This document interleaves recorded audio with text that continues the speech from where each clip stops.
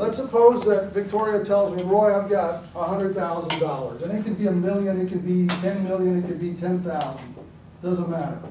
So here's your strategic investment plan. It's just one of several that you can set up, all right? So Victoria says, Roy, I want to invest this $100,000. How do I develop a plan? I said, okay, here's what we're going to do. This is one very basic, simple plan. What we're going to do is we're going to divide that money into 10 investment units, okay? So 10 investment units, and we're going to try to get invested in during the course of the year. That's what we're going to try to do. So how much is in each unit, folks? $10,000 in each unit. So we're going to try to get invested in each unit. Now, in the old days, and I'm talking about the 70s and 80s, we did nothing but stocks, okay? I'm going to show you a different way that we do it today, okay? Because it can work in anything. It can work in stocks, it can work in commodities, it can work in foreign currencies, any investment market, financial market that you want. So we're going to try to get invested, all right? So what happens is, again, this is a plan. I got a game plan. I got 10 investment units. I'm going to try to get invested in all 10 of them over the course of the year. And hopefully, a few of these make money. Now, here's what I can already guarantee you. If we buy 10 things for your account this coming year, I can guarantee you 3 or 4 of them are going to lose money. Guarantee you, they're going to lose money, all right? So you're going to be wrong on 3 or 4 of them, maybe even 5, but 2, 3, 4, 5, you're going to be wrong. So now, I was talking to a gentleman from Mexico, and he came by to visit with me, and I was telling him, when we buy you 2 or 3 of these things, we're going to be wrong on about 3 or 4 of them if we buy all 10. And he said, well, don't get me those. I said, well, if you knew what those were, we wouldn't be sitting here talking, okay? So what I want you to be prepared is to understand that you are going to be wrong on occasion. And when you are wrong, you need to live up to that. You see, the reason most people don't make money, folks, is this, all right? So let's suppose, because you have no plan, all right? Because you have no plan, remember, I can already guarantee you that 3 or 4 of these are going to come down. Guaranteed. Over the course of the year. So I'm going to get you 10 investments. We know 3 or 4 are coming down. All right? So, and some of them are going to break even. Some of them should make money if we're able to pick our stocks properly or whatever investment we're in, okay? So, if we know they're going to come down, we got to have a plan for that. And see, nobody plans for that. Nobody plans for things to come down, all right? So let's suppose that you buy a stock for $20 a share, all right? And all of a sudden it comes down to $15 a share. All right? So what do most people do at this point? Do you think they sell? No. You put a stop loss on it, you wouldn't have lost that much. So what do most people do at this point? They Right it hold. You know what the most common thing I hear from people is, Roy, I'll sell it as soon as it goes back up to even. Because nobody wants to do what? Lose money. Take a loss. Nobody wants to take a loss. So I'll sell it as soon as it goes back to break even, okay? Folks, the minute you buy something, if it starts coming down, you are already wrong.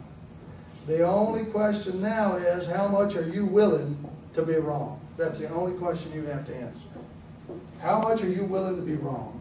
And for most people, how much are they willing to be wrong? No, not all. All the way. Yeah. All the way. In other words, they're willing to watch that thing go all the way to 0, okay? Because they have no plan. So in your strategic investment plans, by the way, folks, you want to eliminate all emotion, all psychology. You want to eliminate that because you know what? When something starts to come down, now uncertainty sets in. Now doubt sets in. What do I do? Do I sell? Do I buy more? Do I hold? I don't know what to do. And if you don't know what to do, you're lost. You're dead, okay? So in our plan here, folks, if it's in stocks, anything that comes down 20%, you're going to automatically have a sell stop in place. It will automatically be sold out if it ever comes down 20% in price. Automatically gone. That's already put in. So if this comes down, the minute you buy this at 20, if it ever comes down to 16, what happens? Sell. Sell it. Your stop is already in place. The minute you buy that, your sell stop's got to be put in immediately right behind it. Yes, ma'am? But sir, the market is so volatile, especially right now. It seems to me like you can't really tell. You gotta stick to your plan. That's why you got to have a plan. If you research the heck out of, you know, some good stocks and you believe in the company, even though it may come down 20%, is your plan suddenly gone? You got to follow your plan. You know what? There are no good stocks. You know, they're all bad unless they're making money for you. You know, and the problem is for most people, they don't make money anyway. So, good stock. You know, people tell me all the time, "Well, I'll buy blue chips." I don't care what kind of chip you buy. You know, it's going to come down. If the market comes down, it's coming down. When the market comes down, 99% of them come down. So why would you want to be stuck in something that's coming down? You know, 20, 27, 30%, 40, 50%. You're dead at that point. And here's why this plan will work for you year in and year out, okay? Everything you buy, as soon as you get your confirmation that you bought it, you put your sell stop in immediately. 20% on stocks. On commodities and foreign currencies is different.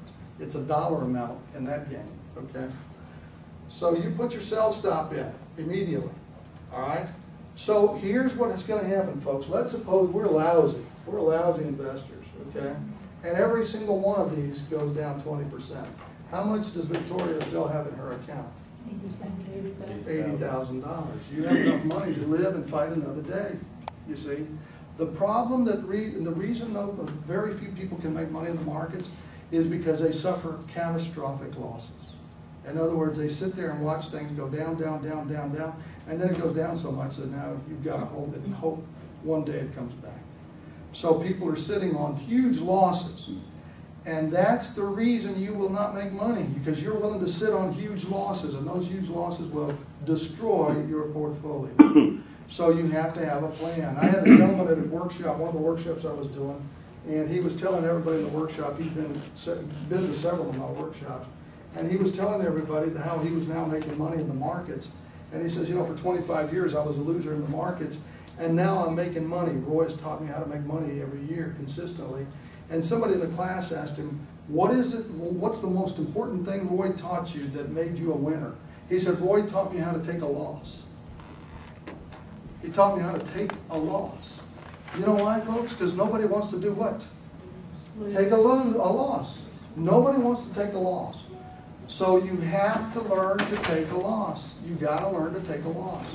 And so if you're not willing, see, here's the thing, folks. I've already told you, if you bought it at 20 and it comes down, you're already wrong. The only question is how much? How much? And for most people, they're willing to be wrong all the way. So you have to be prepared and say, I have to have a plan. I know that if all 10 of these come down, I'm still sitting on $80,000. And that's still enough money to come back and win again, all right?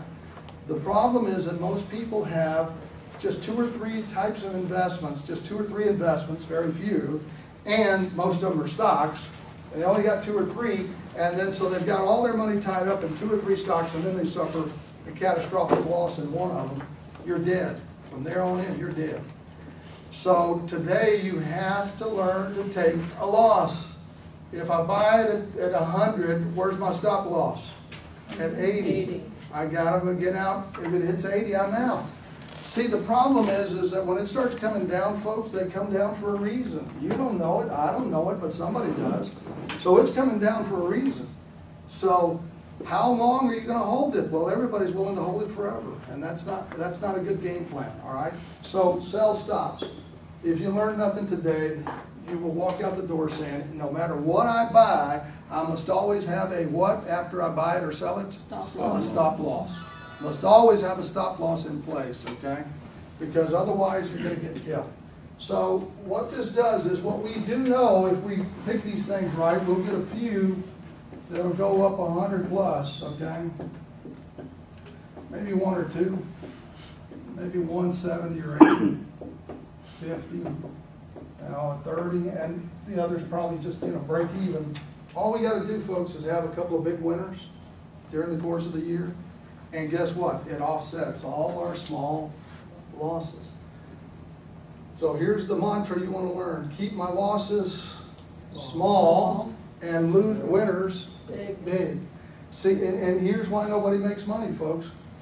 So you bought it at 20, comes down to 16, you got to get out. But now it goes up to 25. You're the typical average investor. You bought something at 20. What do you want to do at 25? Well, by the way, what do most stockbrokers ask you to do? Sell, because you made money.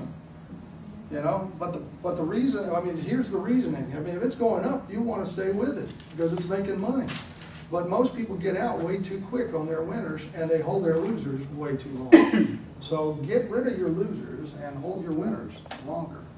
Folks, if you got a horse that's winning races for you, put more money on him. If you got a horse that's losing races for you, shoot him. Okay? So, you got to get out. Okay? You got to get out of those markets. So again, this plan says that over the year, you're going to find a few that make great returns, and as long as you can keep everything in your losses small, the big gains will offset those small losses, okay? So that's the only way to win in this game, the only way.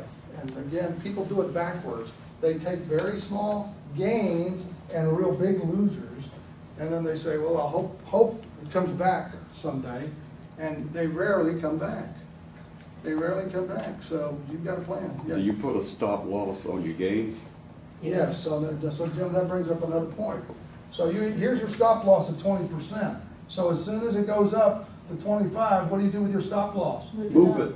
And stop loss moves here. It goes to 30, move your stop loss here. So eventually, you know what is going to get you out of this? Eventually it'll only go so high, and it'll come down and hit your stop loss. So eventually what's going to get you out of this trade is your stop loss. Some of the programs will do that trailing.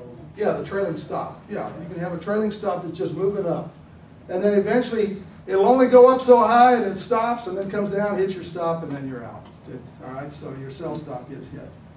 So you have to have a stop in place, and that's what nobody has. Nobody trades with stops. When it moves up, what percentage do you usually give it to put in the next stop loss, or do you go to the price that you bought it at? Usually it's just a straight trailing stop. It's always going to be 20% below where it is right now. Unless you've made a lot of money in it. You know, you bought it at 20, it's now at 50 or 60. You may want to move your stop loss to 10% or 15%. So it might be something closer at that point if you are to make it great money. So you want to be prepared for that. How do I go ahead and invest or put the stop loss? But the trailing stop is the easiest way to do it.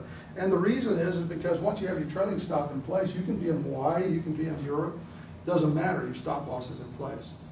So it's going to get hit eventually. So that's what you're looking for. Yes, sir.